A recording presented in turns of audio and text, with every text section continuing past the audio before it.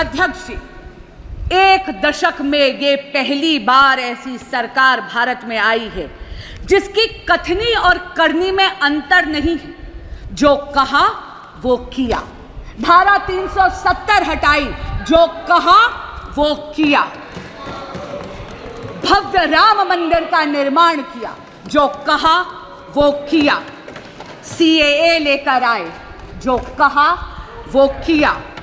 1 rank 1 pension लाए, जो कहा वो किया। मेक इन इंडिया की नींव रखी, जो कहा वो किया। पिछले 10 वर्षों में मोदी सरकार ने भारत की अर्थव्यवस्था को इतना सशक्त करा है कि अध्यक्ष जी, हम 11वीं सबसे बड़ी अर्थव्यवस्था की जगह मात्र 1 दशक में विश्व की वैश्विक पटल पर 5वीं सबसे बड़ी अर्थव्यवस्था बनी। और अध्यक्ष जी, ये असाधारण परिस्थितियों में हुआ है। पूरा का पूरा विश्व कोविड-19 की महामारी से जूझ कर निकला है।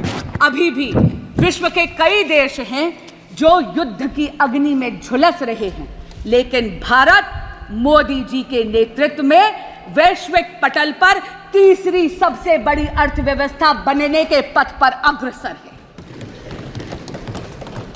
हमारे माननीय प्रधानमंत्री नरेंद्र मोदी जी ने 2047 तक भारत को एक विकसित राष्ट्र बनाने का एक संकल्प लिया है। इस संकल्प के 4 मुख्य स्तंभ हैं। पहला स्तंभ युवा शक्ति, दूसरा नारी शक्ति, तीसरा किसान कल्याण और चौथा गरीब कल्याण। अध्यक्ष जी, यदि आप युवा शक्ति की बात करते हैं तो किसी भी प्रकार का अवसर यदि आप भारत की युवा शक्ति के समक्ष प्रस्तुत करते हैं तो उस अवसर का लाभ लेने के लिए युवा शक्ति चूकती नहीं है। शिक्षा के पर्याप्त अवसर हुए, इसके लिए मोदी सरकार ने 1 दशक में 7 नए IITs, 16 नए IIITs, 7 नए IIMs, 15 AIIMS hospitals, 315 medical colleges और 390 नए विश्वविद्यालय स्थापित करे हैं। स्टैंड अप इंडिया और स्टार्टअप इंडिया की अगर हम बात करें तो इन 2 योजनाओं के कारण अध्यक्ष जी, देश का युवा जॉब सीकर की जगह जॉब क्रिएटर बना है। इस जॉब क्रिएशन से वेल्थ क्रिएशन की तरफ वो अग्रसर है। और आप जैसे माननीय अनुराग ठाकुर जी ने भी सदन के समक्ष रखा, आज भारत स्टार्टअप इकोसिस्टम में विश्व की 3rd लार्जेस्ट इकोसिस्टम है। अध्यक्ष जी, मुद्रा योजना में स्वरोजगार के लिए आप ये देखिए, 46 करोड़ युवाओं ने 26 लाख करोड़ रुपए का ऋण आसानी से लिया है। आज देश में 1,81,000 स्टार्टअप कंपनियां हैं, जिसमें से 100 से अधिक यूनिकॉर्न्स हैं। पिछले 10 वर्षों में Bharat ease of doing business के इंडेक्स पे 142nd पोजीशन से 63rd पोजीशन पे पहुंचा है। और पिछले 24 वर्षों में यानी 2000 से 2024 में ही भारत में कुल $990.97 बिलियन का FDI आया है, जिसमें से अध्यक्ष जी 67% यानी $667.4110 बिलियन मात्र पिछले 1 दशक में एनडीए की सरकार में आया है। Today Bharat has become a leader in the world of manufacturing. चाहे इलेक्ट्रॉनिक्स हो, चाहे ऑटोमोबाइल हो, चाहे रक्षा उपकरण हो, भारत एक अग्रणी निर्माता के रूप में वैश्विक पटल पर उभर रहा है। और इस नई दुनिया में microchips are the new oil. Semiconductors और चिप मैन्युफैक्चरिंग की दुनिया में भारत कहीं पीछे ना छूट जाए, इसके लिए मोदी सरकार 1.25 लाख करोड़ रुपए का इंफ्रास्ट्रक्चर पहले ही उद्घाटित कर चुकी है। असम में 27,000 करोड़ का सेमीकंडक्टर का प्लांट भी बन रहा है। वो दिन दूर नहीं अध्यक्ष जी, जब चिप मैन्युफैक्चरिंग और सेमीकंडक्टर्स की दुनिया में Bharat will be a global leader. प्रधानमंत्री नरेंद्र मोदी जी के नेतृत्व में भारत में बहुत ही ट्रांसफॉर्मेटिव प्रोग्राम्स आए हैं, जैसे डिजिटल इंडिया, जैसे मेक इन इंडिया, जैसे स्टार्टअप इंडिया। इनके कारण भारत के युवाओं की एंटरप्रेन्योरियल स्पिरिट को बहुत ज़्यादा प्रोत्साहन मिला है। अब हम आते हैं विकसित भारत के दूसरे स्तंभ पर, यानी नारी शक्ति। अध्यक्ष जी, हम सब ने सुना है कि चूल्हे की रोटी का स्वाद बड़ा गजब है, लेकिन उस चूल्हे की रोटी के स्वाद के चक्कर में मेरे देश की मातृशक्ति के फेफड़े झुलस जाते हैं। पहले जाती है, लकड़ी काटती है या लकड़ी बींदती है, गठरी सर पर लेकर आती है, 20 से 25 मिनट लगते हैं चूल्हा सुलगाने में। लेकिन नरेंद्र मोदी जी ने 10 करोड़ से ज्यादा उज्ज्वला गैस कनेक्शंस देके मातृशक्ति को धुएं की जिंदगी से निजात दी। हमारे देश में बचत की आदत हमारे देश में एक एक को मातृशक्ति ने सिखाई है। आप सबको याद होगा वो नानी जो रामायण के पन्नों में पैसे छुपाती, वो दादी जो चीनी के जार में पैसे छुपाती है। अरे उन चोरी के पैसों से कुल्फी फलूदा खाने की मिठास ही अलग है। लेकिन कितनी अचंभे की बात है अध्यक्ष जी, जिस मातृशक्ति ने देश को बचत सिखाई उनके पास बैंक अकाउंट ही नहीं थे। नरेंद्र मोदी जी प्रधानमंत्री जन धन योजना के तहत देश की मातृशक्ति को फॉर्मल बैंकिंग सेक्टर का उन्होंने उसे हिस्सा बनाया। अध्यक्ष जी, 50 करोड़ से अधिक बैंक के खाते खुले प्रधानमंत्री जन धन योजना में, जिसमें से 56% महिलाओं के खाते थे। हमारे यशस्वी प्रधानमंत्री नरेंद्र मोदी जी ने यह भी सुनिश्चित करा कि महिलाओं के स्वरोजगार के लिए उनके पास आर्थिक सपोर्ट यानी फाइनेंशियल सपोर्ट की उपलब्धता हो। प्रधानमंत्री मुद्रा योजना के तहत कुल ऋण जो सैंक्शन हुए हैं उसमें से 69% महिलाओं के लिए सैंक्शन हुए। इसी तरह स्टैंड अप इंडिया के तहत अध्यक्ष जी 84% ऋण महिलाओं के लिए सैंक्शन हुए। एनडीए सरकार ने 1 करोड़ लखपति दीदी का जो टारगेट रखा था सेल्फ हेल्प ग्रुप मूवमेंट के माध्यम से, वो तो पहले ही लक्ष्य प्राप्ति हो गई है। इसलिए मोदी सरकार ने अब ये लक्ष्य बढ़ाकर 3 करोड़ महिलाओं को लखपति दीदी बनाने का रखा। अध्यक्ष जी, महिलाओं को सशक्त बनाने के उद्देश्य से प्रधानमंत्री जी लाए हैं नमो ड्रोन दीदी। मेरे देश की बहन बेटियां अब ड्रोन पायलट बनेंगी। न केवल इससे कृषि कार्य में आधुनिक तकनीक का इस्तेमाल होगा, लेकिन आप ये देखिए समाज की सोच में भी अंतर पड़ेगा। It is going to not only leverage technology for modernization of agrarian economy of India, but also will ensure a tectonic shift in the psychology of the society. Namo drone Didi विकसित भारत के 2 पहलुओं को छूती है, कृषि कल्याण और महिला शक्ति। महिलाओं का लेकिन वास्तविक और असली सशक्तिकरण तब होता है जब वो नीति निर्माण में हिस्सा बनती है। अध्यक्ष जी, यहाँ पे कई सदस्य हैं, यहाँ पे आदरणीय हरसिमरत कौर जी भी बैठी हैं, वो तो स्वयं इस बात की साक्षी हैं कि 16वीं लोकसभा में तब की माननीय विदेश मंत्री श्रीमती सुषमा स्वराज ने राष्ट्रपति अभिभाषण के धन्यवाद प्रस्ताव के अनुमोदन के वक्त एक इच्छा प्रकट करी थी 33% महिला आरक्षण के लिए, ताकि महिलाओं का राजनीतिक सशक्तिकरण हो सके। अध्यक्ष जी, मेरा मन प्रफुल्लित हो उठता है ये कहते हुए कि प्रधानमंत्री नरेंद्र मोदी जी और उनकी सरकार ने 17वीं लोकसभा में ही ये स्वप्न हकीकत में तब्दील कर दिया। अध्यक्ष जी, 18वीं लोकसभा में सुषमा स्वराज की दी हुई ये आंखें नारी शक्ति वंदन अधिनियम को लागू होते इस सदन में देखेंगी और इस ऐतिहासिक पल की साक्षी बनेंगी। विकसित भारत का अगला स्तंभ है किसान कल्याण। अध्यक्ष जी, एनडीए सरकार के लिए अन्नदाता देवतुल्य है और इसीलिए एनडीए सरकार ने इन देवतुल्य किसानों के लिए 3,20,000 करोड़ रुपए पीएम किसान सम्मान निधि के तहत पहले ही वितरित कर दी है।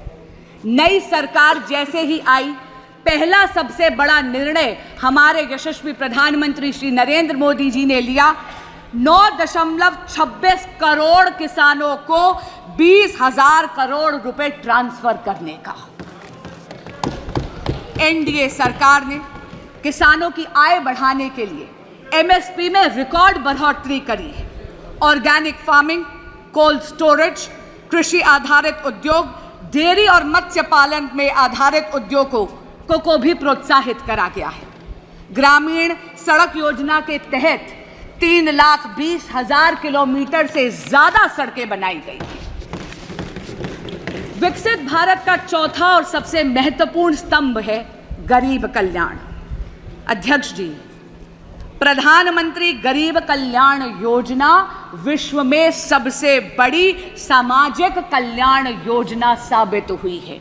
इसमें 81 करोड़ से ज्यादा लोगों को मुफ्त खाद्यान्न की सामग्री यानी मुफ्त राशन देकर मोदी जी ने खाद्य और पोषण की सुरक्षा सुनिश्चित करी है।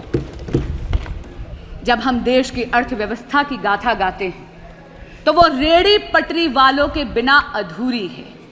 नरेंद्र मोदी जी ने पीएम स्वनिधि के तहत 70 लाख से ज्यादा रेहड़ी पटरी वाले यानी स्ट्रीट वेंडर्स को 11,000 करोड़ का ऋण बिना गारंटी के मुहैया करवाया है।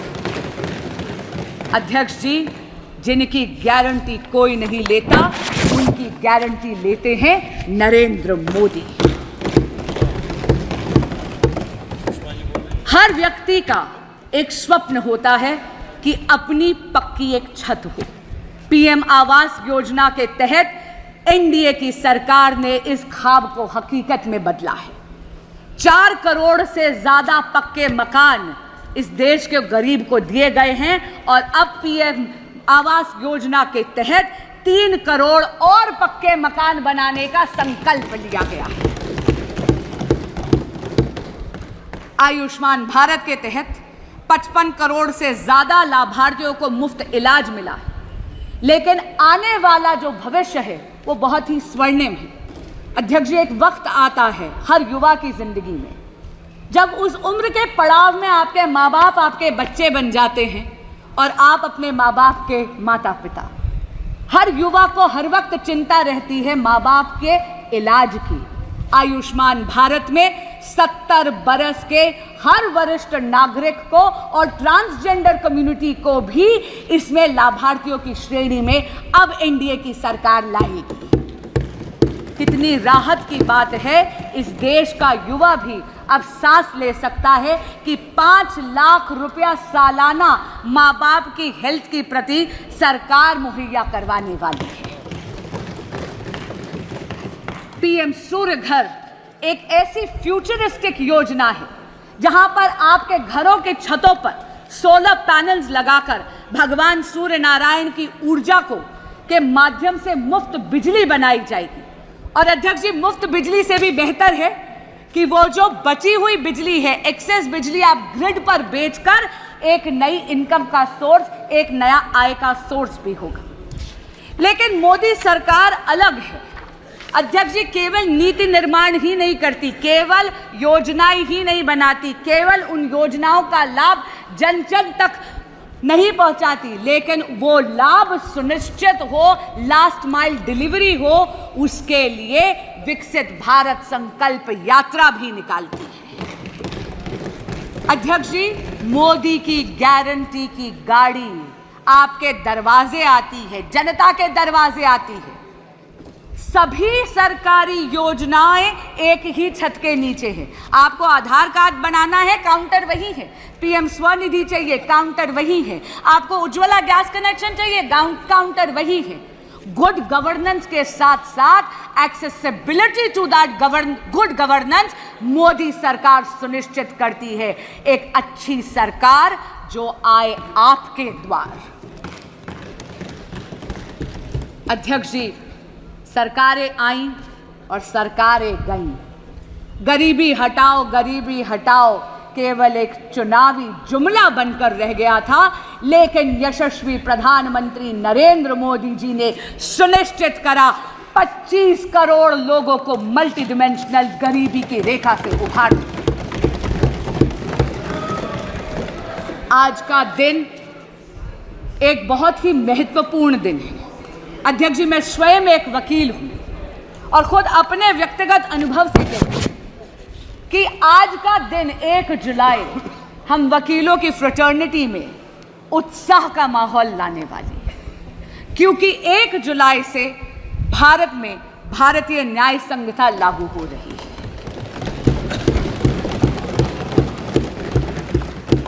पहले के कानून ब्रिटिश राज की गुलामी की बेड़ियां थे जो हमारी न्याय प्रणाली को जकड़े हुए थे।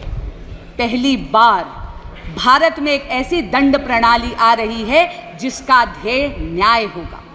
क्योंकि अध्यक्ष जी, जब कोई ऐसा कानून विलायती हुकूमत बनाती है तो उसका उद्देश्य न्याय नहीं होता, उसका उद्देश्य दमन होता है, क्योंकि वो चाहती है कि उसके हुकूमत बरकरार रहे। लेकिन पहली बार देश में भारतीय दंड प्रणाली आएगी जिसका ध्येय न्याय होगा, न्याय को प्राथमिकता देगी। और हमारे यहाँ कहते हैं justice delayed is justice denied. ये वो क्रिमिनल सिस्टम होगा लॉज का जो एक एक्सपीडियंसी लाएगी, एक तेजी लाएगी भारत के क्रिमिनल जस्टिस सिस्टम में। कम्युनिटी पेनल्टी पहली बार भारत में इंट्रोड्यूस हो रही है। इसका मतलब है at the heart of these laws is not only deterrence of law and punishment but also a sense of reformation. इन सभी ट्रांसफॉर्मेटिव, फ्यूचरिस्टिक, पाथ ब्रेकिंग कारणों के कारण ही भारत ने एनडीए की सरकार को तीसरी बार पूरा बहुमत दिया। पर अध्यक्ष जी, विपक्षी गठबंधन ऐसा प्रदर्शित करता है जैसे कि नारायणी सेना इनके पाले में खड़ी है। पर अध्यक्ष जी, इतना जरूर कहूंगी, कृष्ण तो कर्म के कायल हैं, इसलिए उनका आशीर्वाद तो नरेंद्र मोदी जैसे कर्मयोगी पर पुनः बरसा है। विपक्ष चाहे ये दिखाने का प्रयास करे कि स्वयं अक्षोहिणी सेना उनके पास है। अध्यक्ष जी, बहुत चौंकाने वाली बात है कि वो विपक्ष जिसने आपातकाल लगाने का अधर्म करा, वो विपक्ष जिसने भारत के संविधान को गला घोटने का अधर्म करा, जिसने इस देश के लोकतंत्र की हत्या करने का अधर्म करा, वो विपक्ष जिसके गठबंधन के सदस्य आज भी दिल्ली में एक कॉन्स्टिट्यूशनल क्राइसिस क्रिएट करते हैं, क्योंकि वो अपनी जिद पे अड़े हुए हैं कि वो अपनी सरकार जेल से चलाएंगे। क्यों? क्योंकि वो सत्ता के मोह में मदमस्त हैं और दिल्ली उनके इस मोह से त्रस्त है। अध्यक्ष जी, बड़ी अजीब बात है, दिल्ली आज पानी के लिए तरस रही थी। एक बारिश हो गई तो पानी से त्रस्त हो गई। लेकिन ऐसा लगता है कि विपक्षी गठबंधन में या आम आदमी पार्टी में एक आपातकाल और एक अकाल पड़ा हुआ है कॉम्पिटेंस का और टैलेंट का। और इसीलिए माननीय मुख्यमंत्री अरविंद केजरीवाल जी मुख्यमंत्री की सीट को जकड़ कर बैठे हैं। मैं पूछना चाहती हूँ, ऐसा विपक्ष जो पॉलिसी पैरालिसिस का अधर्म करता है, जो लैक ऑफ गवर्नेंस का अधर्म करता है, वो धर्म की बात कर कर इस सदन में कैसे आड़े आ सकता है जब ये सदन इमरजेंसी की रेजोल्यूशन पास करना चाहता है, इस इमरजेंसी का खंडन करते हुए। अध्यक्ष जी, मुझे एक प्रसंग याद आता है।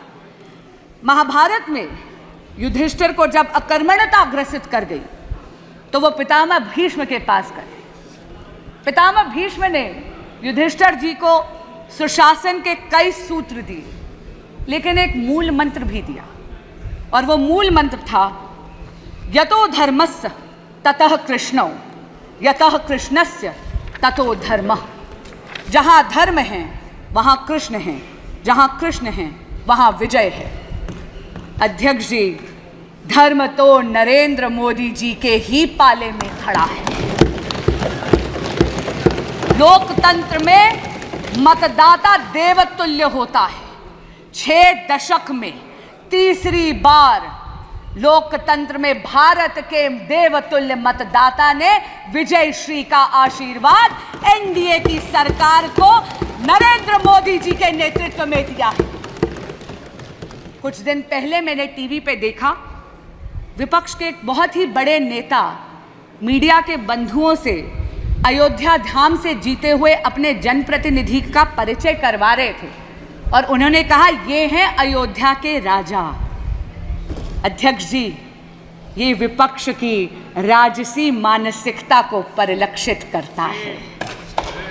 अध्यक्ष जी, हम तो सत्ता पक्ष में होकर भी सेवा परमो धर्मो वाले, राष्ट्र सर्वोपरि वाले हैं। हमारे तो यशस्वी प्रधानमंत्री भी अपने आप को देश का प्रधान सेवक कहते हैं। अध्यक्ष जी, हमारे तो राजा राम हैं, धर्म हमारा काम है, जपते तो हम माँ भारती का नाम है। इसीलिए तो नरेंद्र मोदी के सामने फेल बाकी सारे तमाम हैं।